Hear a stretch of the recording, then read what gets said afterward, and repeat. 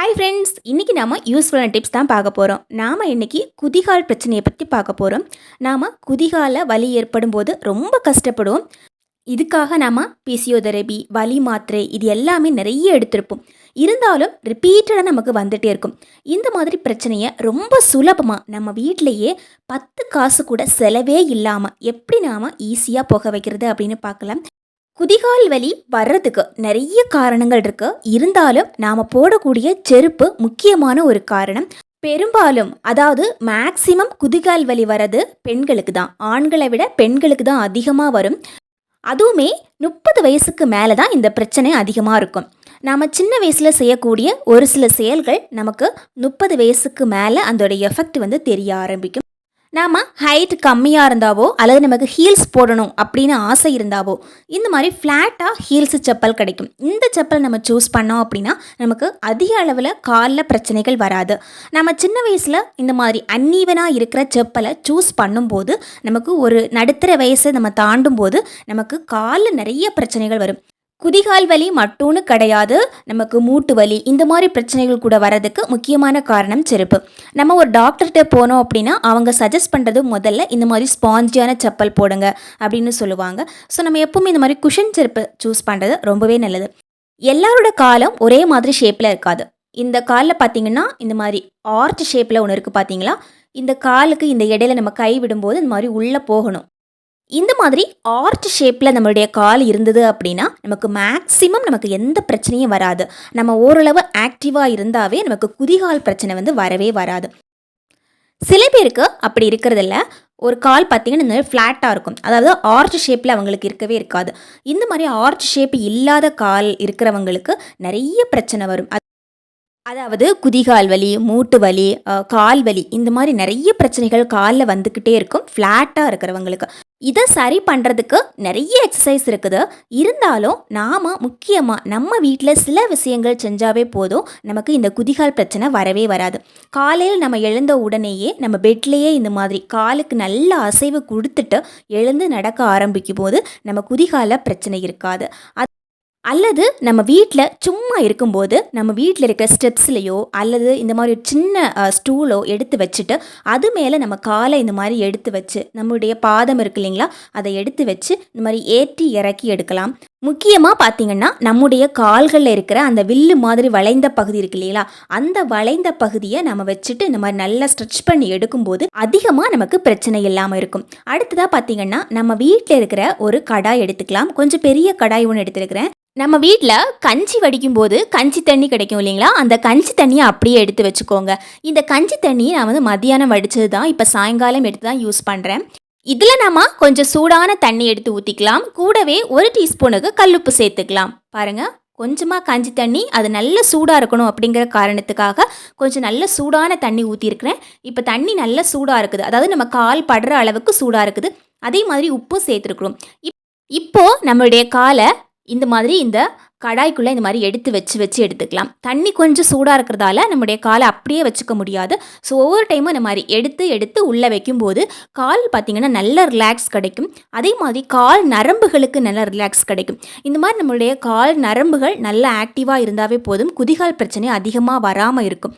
நமக்கு கால் வலி, குதிகால் வலி எல்லாம் வந்துச்சு அப்படின்னா நம்மளால் அதிக நேரம் நின்று வேலை செய்ய முடியாது. சப்போஸ் நம்ம ஒரு அரை மணி நேரம் நின்று வேலை செஞ்சால் கூட நம்மளுடைய கை கால் எல்லாமே தளர்ந்து போய் நாம் ரொம்ப சோர்ந்து போயிடுவோம். அந்த டைமில் இந்த மாதிரி செஞ்சு பாருங்கள். சூப்பரான ஒரு எஃபெக்டிவான ஒரு டிப்ஸ் இது.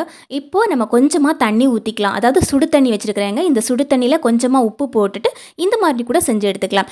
டெய்லி நம்ம வீட்டில் கஞ்சி தண்ணி இல்லாமல் இருக்கலாம், அல்லது கஞ்சி தண்ணி இல்லாத டைமில் இந்த மாதிரி செஞ்சு எடுக்கலாம்.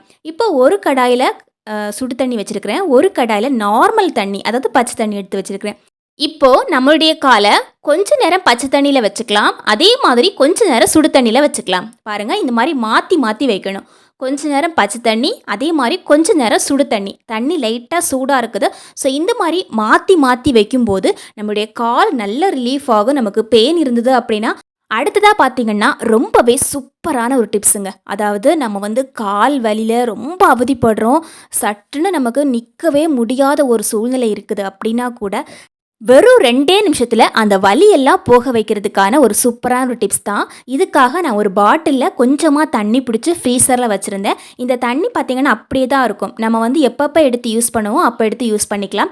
அது வரைக்கும் நம்ம ஃப்ரிட்ஜ்லயே வச்சுக்கிட்டு, நம்ம கால்ல எப்பல்லாம் வலி வருதோ, அந்த டைம்ல இந்த பாட்டில இப்படி வச்சுட்டு, நம்மளுடைய கால இந்த பாட்டில் மேல இந்த மாரி வச்சு உருட்டுனாவே போதுங்க.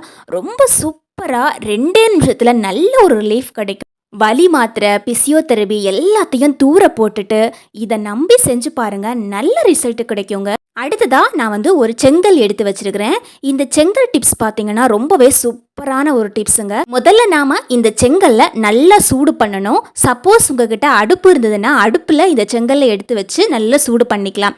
அடுப்பு இல்லாத பட்சத்தில் இந்த மாதிரி கேஸ் ஸ்டவ்ல இந்த மாதிரி சூடு பண்ணி எடுத்துக்கலாம். ஒரு பக்கம் மட்டுமே நல்லா சூடானாவே போதும். இது பார்த்தீங்கன்னா குதிகால் வலி வர்றவங்களுக்கு மட்டும்னு கிடையாதுங்க. புதுசாக குழந்தை பிறந்த பெண்கள் கூட இதை செய்யலாங்க. அதாவது நம்முடைய எல்லா நரம்புகளுமே சேர்ற இடம் கால் பகுதி தான். இந்த கால் பகுதியில் நாம் இந்த மாதிரி செஞ்சு விடும்போது லைஃப் ஃபுல்லாகவே நம்ம ஆக்டிவாக இருக்க முடியும். இப்போ நமக்கு செங்கல் நல்ல சூடாயிடுச்சு. கூடவே நமக்கு தேவைப்படுற பொருள் வெற்றிலை. பாருங்கள், நம்ம வீட்டில் வெற்றிலை இருக்கிற காரணத்தால் நான் வந்து வீட்டிலேருந்தே பறிச்சுக்கிட்டேன். சப்போஸ் உங்கள்கிட்ட இல்லை அப்படின்னா நீங்கள் கடையிலேருந்து 2 வெற்றிலை வாங்கி யூஸ் பண்ணிக்கலாம். இப்போ நம்ம கல் நல்லா சூடானதுக்கப்புறமா கல் இந்த மாதிரி தரையில் எடுத்து வச்சுக்கலாம். கூடவே நம்மளுடைய வெற்றிலையை இந்த கல் மேலே எடுத்து வைக்கலாம். பாருங்கள், சப்போஸ் உங்ககிட்ட வெற்றிலை இல்லை அப்படின்னா எருக்கம் இலைகளை பயன்படுத்தலாம். இப்போது வெற்றிலையை நான் வந்து மேலே எடுத்து வச்சுக்கிட்டேன். நம்முடைய பாதங்களை இந்த மாதிரி எடுத்து மேலே வச்சுக்கலாம். பாருங்கள், நம்மளுடைய பாதத்தில் இருக்கிற அந்த ஆர்ச் மாதிரி இருக்கு இல்லைங்களா, அந்த பகுதி, அதை இந்த மாதிரி நல்லா ஸ்ட்ரெச் பண்ணி கொடுக்கலாம். வெற்றிலையை விட சிறந்தது எருக்கமிலை தான். ஆனால் எல்லார்கிட்டையுமே எருக்கமிலைகள் இருக்காது. இந்த எருக்கமிலைகள் பார்த்திங்கன்னா கால் பாதத்தில் வரக்கூடிய பிரச்சனைகள் எல்லாத்தையுமே போக வைக்கும். கால் பாதம் மட்டும்னு கிடையாது, மூட்டு வலிக்கு கூட ரொம்பவே யூஸ்ஃபுல்லாக இருக்கும். முதல்ல இந்த கல் நல்லா சூடாக இருக்கணும். இந்த சூடு நம்ம காலை நல்லா ஏறணும். இந்த வெற்றிலை மேலே நம்முடைய காலை இந்த மாதிரி வச்சு வச்சு எடுத்தாவே போதும். நம்மளுடைய கால் எந்த அளவுக்கு சூடு பொறுக்குமோ அந்த அளவுக்கு நல்லா சூடாக இருக்கணும். இந்த மாதிரி வச்சு வச்சு எடுக்கும்போது கால் நல்லா ரிலீஃபாக இருக்கும். நிறைய பெண்களுக்கு குழந்தை பிறந்த உடனேயே பால் கொடுக்கும்போது பார்த்தீங்கன்னா குழந்தைகளுக்கு கோல்டு ஆகிடும், சளி பிடிக்கிற பிரச்சனையெல்லாம் இருக்கும். அந்த மாதிரி சளி பிடிக்கிற குழந்தைகளோட அம்மாக்கள் குளித்ததுக்கு அப்புறமா இந்த மாதிரி செங்கல்ல சூடு பண்ணிட்டு அது மேலே எருக்கம் இலையோ அல்லது வெற்றிலையோ போட்டு வச்சு அது மேலே இந்த மாதிரி காலை வச்சு வச்சு எடுத்தோம் அப்படின்னா குழந்தைகளுக்கு, அதாவது அந்த பால் கொடுத்துட்டு இருக்கிறோம் இல்லைங்களா, அந்த குழந்தைகளுக்கு சளி பிடிக்காம இருக்கும். தாய்ப்பால் கொடுக்குற அம்மாக்கள் ஒவ்வொரு நாளும் தலைக்கு குளிச்சதுக்கு அப்புறமா இந்த மாதிரி செங்கல்ல சூடு பண்ணிட்டு அது மேலே இலையை வச்சு காலில் ஒத்தடம் கொடுத்து எடுக்கும்போது அவங்களோட உடம்புக்கும் ரொம்பவே நல்லது. அதே மாதிரி தாய்ப்பால் குடிக்கிற அந்த குழந்தைகளுக்கும் எந்த விதமான நோய்களும் வராமல் இருக்கும். குதிகால் வலி இருக்கிறவங்க இதை செஞ்சா போதுங்க. வெறும் 2 நிமிஷத்துல குதிகால் வலி பிரச்சனை இல்லாமல் போயிடும். இது மாதிரி வாரத்தில் 2 நாள் செஞ்சாவே போதும், நல்ல ரிசல்ட் கிடைக்கும். கண்டிப்பாக இந்த டிப்ஸ் எல்லாம் உங்களுக்கு ரொம்ப யூஸ்ஃபுல்லாக இருக்கும் அப்படின்னு நினைக்கிறேன். அதே மாதிரி ரொம்ப பிடிச்சிருக்கும் அப்படின்னு நினைக்கிறேன். தேங்க்யூ ஃபார் வாட்சிங் ஃப்ரெண்ட்ஸ்.